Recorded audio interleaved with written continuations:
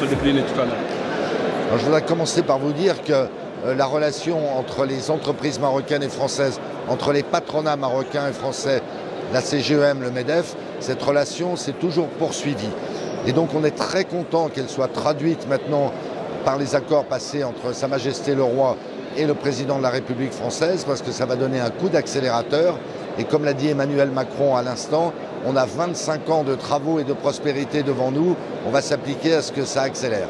Alors, la question de l'énergie aujourd'hui est au cœur du débat entre les deux pays. Est-ce que dans un proche avenir moins terme, est-ce que le Sahara aujourd'hui, qui est un autre enjeu au-delà politique mais économique, est au cœur de votre stratégie en tant que chef d'entreprise?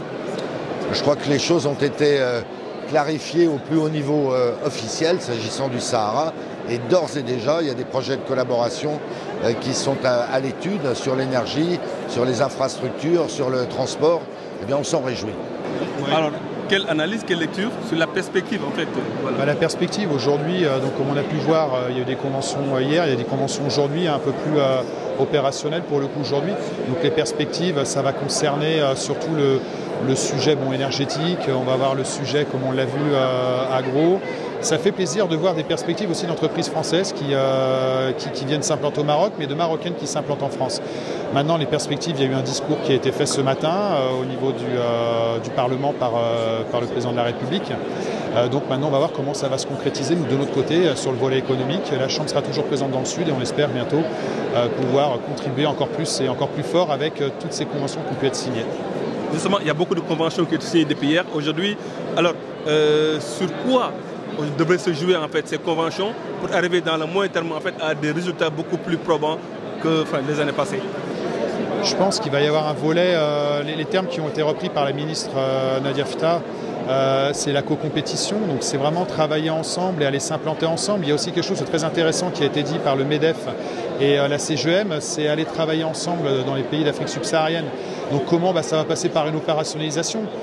Moi j'aime à dire, on nous dit des fois à la Chambre comment ça va se passer. Là en fait c'est un redémarrage. Donc là on va repartir avec ces conventions-là. On n'en est pas les acteurs, même si on en a signé une, mais on va pouvoir contribuer, aider les entreprises à pouvoir les réaliser. Alors on parle beaucoup du Sahara, des énergies, beaucoup de projets. Quels sont à moyen terme, long terme en fait les projets sur lesquels vous voulez travailler en fait sur le Sahara? Bon, nous, on a implanté quelques entreprises dans le sud, dans le Sahara marocain. Maintenant, l'idée, c'est d'en accompagner encore plus. Et je pense dans le volet énergétique, la décarbonation maritime, le dessalement. Maintenant, on va voir, il y a des grosses locomotives qui ont signé des conventions hier. Quand je parle de locomotives, je pense à des multinationales. Donc, il va falloir maintenant agglomérer les PME autour, les sous-traitants, etc. Et ça va être un des rôles de la Chambre. Alors, félicitations, la CGEM a carburé avec la signature de beaucoup de conventions avec des entreprises françaises. On parle même de joint venture. Aujourd'hui, quelle analyse faites-vous en fait de cette nouvelle dynamique de reprise des relations économiques entre la France et le Maroc?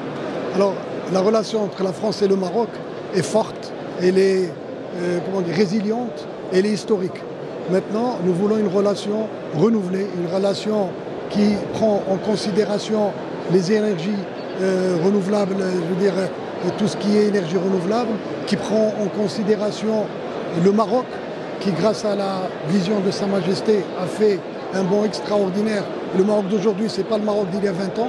Donc toutes ces conditions doivent être prises en compte dans le futur de la relation entre le Maroc et la France, qui se veut renouvelée, qui se veut aussi gagnant-gagnant. Il y a beaucoup de travail de fond. Quand on regarde aujourd'hui les conventions signées, il y a un travail de fond qui a été mené par la CGM. Alors, quel est le secret et comment vous comptez en fait aller plus loin pour renforcer cette dynamique? Alors, il faut dire que le secteur privé a toujours travaillé. Nous avons des relations très fortes avec le MEDEF. Le président du MEDEF, juste en espace entre avril et maintenant, on s'est vu 4 fois physiquement. Et bien sûr, il y a le club des entrepreneurs maroc-français qui fait un travail extraordinaire. À leur tête, c'est Mohamed Ktiani et Ross Makines, qui n'ont jamais aussi arrêté de travailler, parce que la relation entre le Maroc et la France est une relation forte. Les entreprises françaises sont très présentes au Maroc et les entreprises marocaines sont aussi présentes en France. Donc le business a toujours continué. Maintenant, on est heureux de voir ce dénouement extraordinaire qui va donner, comme l'a dit Monsieur le Président de la République française, va donner une vision sur les 25 années à venir.